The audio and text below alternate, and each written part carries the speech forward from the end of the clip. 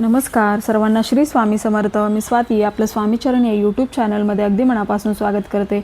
उद्या 11 जून वार आहे गुरुवार. तर या दिवशी कमला एकादशी आली आहे. तर कमला एकादशी या दिवशी जर आपण विष्णूंच्या काही सेवा केल्या तर त्याचं फळ हे आपल्याला अधिकतम पटीने मिळतं, म्हणजे अधिक मिळतं. कारण अधिक महिना आहे आणि एकादशी आली आहे. तर या दिवशी आपल्याला कुठल्या सेवा करायच्यात, कुठल्या नियमांचं पालन करायचं, हा संपूर्ण दिवस कसा साजरा करायचा याबद्दलची संपूर्ण माहिती मी या व्हिडिओमध्ये सांगणार आहे. तर बघा, या दिवशी शक्य होईल तेवढं सकाळी लवकर उठायचं आहे आणि आपल्या मुख्य दरवाजा आपल्याला स्वच्छ करून घ्यायचा आहे. आता घराची स्वच्छता ही आपण आधीच करून घ्या, कारण या दिवशी गुरुवार आहे आणि गुरुवारच्या दिवशी आपण घरातली कुठलीही डीप क्लिनिंग करत नाही. तर सकाळी लवकर उठून आपण आपला मुख्य दरवाजावर थोडंसं पाणी शिंपडून आपला उंबरठा आणि मुख्य दरवाजा स्वच्छ करून घ्यायचा आहे. आता मुख्य दरवाजाबाहेर आपल्याला रांगोळी काढायची आहे. तुम्हाला जी रांगोळी येईल ती रांगोळी आपण छानशी काढा. पण रांगोळीमध्ये लक्ष्मी मातेची पावलं आणि गोपद्म हे नक्की असावेत, कारण गोपद्म हे विष्णूंना प्रिय आहेत. विष्णूंना गायी अतिशय प्रिय होत्या, त्यामुळे आपल्या मुख्य दरवाजाच्या बाहेर गोपद्म नक्की असावे. ते पांढऱ्या रांगोळीने आपण काढले तर त्याच्यावर हळदी कुंकू व्हायचं असतं. गोपद्म असेच पांढरे ठेवू नयेत. नंतर आपल्याला मुख्य दरवाजावर आपल्याला छान हळदीचं लेपन करायचं आहे उंबरट्याला, आणि हळद कुंकू अक्षदा व्हायच्या, धूप दीपाने छान ओवाळायचं, उंबरट्याची पूजा करायची आणि मग आपण देवपूजा वगैरे करायची. आता देवपूजा करताना भगवान विष्णूंचा किंवा बाळकृष्ण भगवानांची छोटीशी मूर्ती ही प्रत्येकाच्या घरामध्ये असते. आणि आता उद्या एकादशी आहे, तर त्या दिवशी आपल्याला हळद मिश्रित जल किंवा शुद्ध पाणी किंवा पंचामृत याने आपल्याला बाळकृष्ण भगवानांच्या मूर्तीवर छान अभिषेक करायचा आहे. अभिषेक करताना तुम्ही विष्णू सहस्रनाम म्हणू शकता किंवा ओम नमो भगवते वासुदेवाय या मंत्राचा जप करत करत अभिषेक केला तरी चालेल.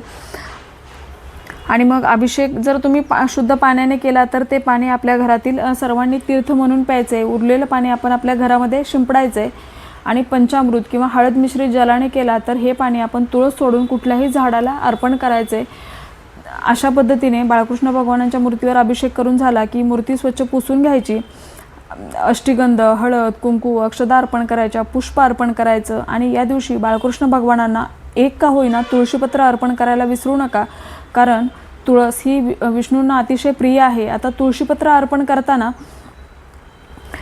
तुम्ही 108 विष्णूंची नावं म्हणू शकता. एक तुळशीपत्र असेल तरी तुम्ही ते अर्पण करायचं. एक विष्णूंचं नाव घ्यायचं, परत ते तुळशीपत्र घ्यायचं, परत दुसऱ्यांदा अर्पण करायचं आणि परत विष्णूंचं दुसरं नाव, अशी 108 नावं घेत आपल्याला बाळकृष्ण भगवानांना तुळशीपत्र अर्पण करायचं आहे.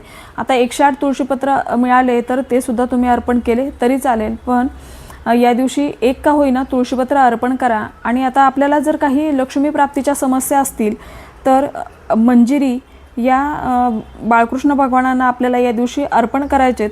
आणि अशा अर्पण केलेल्या मंजिरी या रात्रभर त्या दिवशी तिथेच ठेवायच्या आणि दुसऱ्या दिवशी आपण आपल्या तिजोरीमध्ये या मंजिरी ठेवू शकतो. नंतर जेव्हा त्या खराब होतील किंवा तुटतील किंवा कालांतराने त्या मंजिरी गळून पडतील तेव्हा आपण त्या काढून घ्यायच्या आणि कुठल्याही झाडामध्ये किंवा तुळशीमध्ये टाकल्या तरी चालतील. पण याने लक्ष्मी प्राप्तीचे मार्ग हे मोकळे होतात. आता या दिवशी आपण जो पण बाळकृष्ण भगवानांना नैवेद्य दाखवणार, खडीसाखर, दूध साखर किंवा फळं, तर त्याच्यावर एक का होईना तुळशीपत्र ठेवायचे, कारण बाळकृष्ण भगवान हे तुळशीपत्राशिवाय नैवेद्य ग्रहण करत नाहीत. अशी ही छान आपली पूजा झाली की या दिवशी सेवेलाही महत्त्व आहे. आणि काही चुका आपल्याला या दिवशी आवर्जून टाळायचेत. त्या म्हणजे आपल्याला चुकूनही या दिवशी तुळस तोडायची नाही आहे किंवा तुळशीला जल अर्पण करायचं नाही आहे किंवा स्पर्शही करायचं नाही आहे, कारण तुळशीचं सुद्धा या दिवशी निर्जला व्रत असतं. आता या दिवशी चुकूनही मांसाहार करायचा नाही आहे. बघा, आपण एकादशीचं व्रत करत असो किंवा नसो, पण आपल्याला मांसाहार करायचा नाही आहे.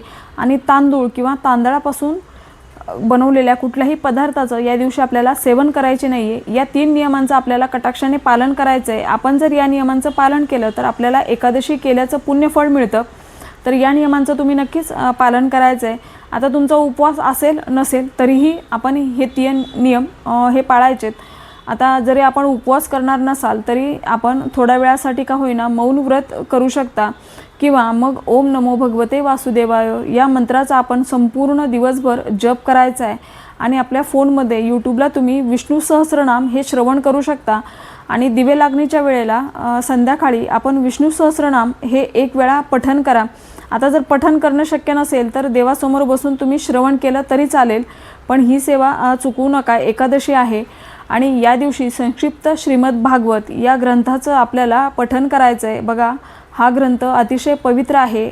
तो पठण करण्यासाठी 2 ते 2.5 तासाचा कालावधी लागतो, पण हा ग्रंथ तुम्ही उद्याच्या दिवशी नक्कीच पठण करा. एकादशीच्या दिवशी जर आपण असा संक्षिप्त श्रीमद भागवत याचं पठण केलं तर प्रखरातील प्रखर पितृदोष हा कमी होण्यास मदत होते.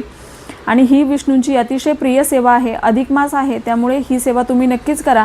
आता घरात लहान मुलं असतील, एवढा वेळ एका ठिकाणी बसून सेवा करणं शक्य होत नसेल तर तुम्ही अगदी अर्ध सकाळी अर्ध संध्याकाळी असं केलं तरी चालेल, किंवा तुम्हाला दुपारी वेळ असेल तर दुपारीसुद्धा तुम्ही पठण करू शकता, पण ही सेवा चुकवू नका.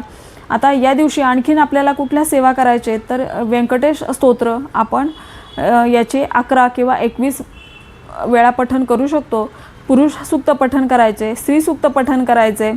आणि अतिशय महत्त्वाचं म्हणजे नामजप आपल्याला या दिवशी नक्कीच करायचं आहे. विष्णूंची नावं 108 नावं आपल्याला म्हणत तुळशीपत्र अर्पण करायचं आहे. आता गीतेतील 15वा अध्याय, आपल्याला कुठलीही सेवा नाही जमली तरी गीतेतील 15वा अध्याय हा संस्कृतमध्ये पण आहे आणि प्राकृतमध्ये पण आहे. आपल्या नित्यसेवेच्या पुस्तकामध्ये तो आहे, तर त्याचं आपल्याला एकदा पठण करायचं आहे. आणि त्याच्या खाली गीतेची 18 नावे आहेत, तर ही सुद्धा आपल्याला पठण करायचे आहेत. बघा, या सेवा तुम्ही दिवसभरामध्ये कधीही करा, पण उद्याच्या दिवशी सेवा करा, कारण सेवेला खूप महत्त्व आहे. जेवढ्या जमतील तेवढ्या जास्तीत जास्त सेवा आपल्याला या दिवशी करायचे आहेत. कारण एकादशी आहे आणि एकादशीच्या दिवशी तुम्ही थोडीशी सेवा कराल तर त्याचं फळ हे आपल्याला खूप जास्त पटीने मिळेल. त्याच्यामुळे जेवढी जमेल तेवढी सेवा करण्याचा जास्तीत जास्त प्रयत्न करा.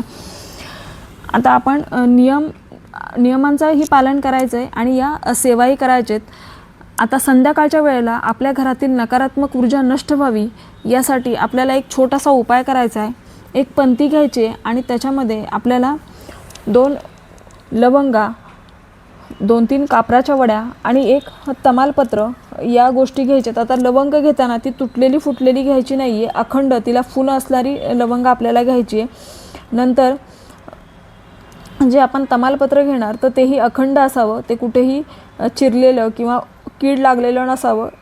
आणि 3 ते 4 कापराच्या वड्या घ्यायच्यात आणि हे सर्व आपल्याला आपल्या देवाऱ्यासमोर एकत्र प्रज्वलित करायचं आहे. आणि प्रज्वलित करत असताना ओम नमो भगवते वासुदेवाय या मंत्राचा आपल्याला जप करायचा आहे. आणि हे जोपर्यंत शांत होत नाही तोपर्यंत आपण जप करायचा आहे. आता जेव्हा पण आपण या सेवा करायला बसू तर तेव्हा आपल्याला आसन घ्यायचं आहे. कुठलीही सेवा ही आपण आसन न घेता जमिनीवर बसून करू नये. तर अशी ही सेवा करून झाली की मग आपण उठायचं आणि तो कापूर जर प्रज्वलित असेल तर तो आपण संपूर्ण घरामध्ये असा फिरवू शकता. त्याने आपल्या संपूर्ण घरातील नकारात्मक ऊर्जा ही नष्ट होण्यास मदत होते. तर हा उपाय आपल्याला संध्याकाळी दिवे लागणीच्या वेळेला करायचा आहे.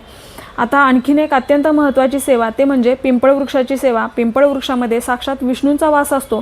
तर या दिवशी आपल्याला संध्याकाळी पिंपळ वृक्षाला हळद, थोडंसं काळे तीळ आणि गुळ मिश्रित जल आपल्याला अर्पण करायचं आहे. आणि ओम नमो भगवते वासुदेवाय या मंत्राचा आपल्याला जप करायचा आहे जल अर्पण करताना. नंतर आपल्याला पिंपळ वृक्षाखाली एक चौमुखी दिवा लावायचा आहे. आता दिवा लावताना तुम्ही एकच पंती घ्या, पण त्या पंतीमध्ये आपल्याला 4 वाती लावायचेत. 4ही दिशेला 1-1 वात आपल्याला लावायची. 1 वात करताना 2 जोडवाती घ्यायच्या आणि त्याची 1 वात करायची. अशी 4ही दिशेला वाती लावायच्या. त्याच्यामध्ये तिळाचं तेल किंवा मोहरीचं तेल घालायचं. दिवा प्रज्वलित करायचा. दिव्याला फुलाच्या पाकळ्यांचं किंवा अक्षतांचं आसन द्यायचं आहे आणि डायरेक्ट जमिनीवर दिवा ठेवू नये. नंतर दिवा प्रज्वलित केला की आपण पिंपळ वृक्षाला प्रदक्षिणा घालू शकता. आणि जर तुम्ही आधी घातल्या असतील तर नंतर नाही घातल्या तरी चालेल. मनोभावे नमस्कार करायचा. आपली जी समस्या आहे ती सांगायची आणि मग आपल्याला थेट घरी निघून यायचं आहे. असं पिंपळ वृक्षाची जर आपण सेवा केली तर याने आपला पितृदोष कमी होण्यास मदत होतो. आता जल अर्पण करताना पिंपळ वृक्षाला हे लवकर करा, म्हणजे सूर्यास्तानंतर आपण कुठल्याही झाडाला जल अर्पण करू नये. त्याच्यामुळे जेवढी जमेल तेवढा लवकर करण्याचा प्रयत्न करा, म्हणजे अगदी 6-6:30च्या कालावधीमध्ये तुम्ही ही सेवा करा. आणि विष्णू सहस्रनाम हे तुम्ही सकाळी आणि संध्याकाळी दोन्ही वेळेला श्रवण करू शकता आणि शक्य झालं तर एकदा पठण करा. तर अशा या सांगितलेल्या सेवा या दिवशी नक्कीच करा. जेवढ्या आपण सेवा करू त्याचं फळ हे अधिकतम पटीने आपल्याला मिळेल, कारण अधिक मास म्हणजेच पुरुषोत्तम मास सुरू आहे. तर अशा पद्धतीने आपल्याला ही एकादशी साजरी करायची आहे. तर ही छोटीशी पण तितकीच महत्त्वाची माहिती मी विष्णूंच्या चरणी रुजू करते. व्हिडिओ आवडला असेल तर व्हिडिओला लाईक करा, शेअर करा, सबस्क्राईब करा. भेटूया अशाच एका नवीन व्हिडिओसोबत. तोपर्यंत सर्वांना श्री स्वामी समर्थ.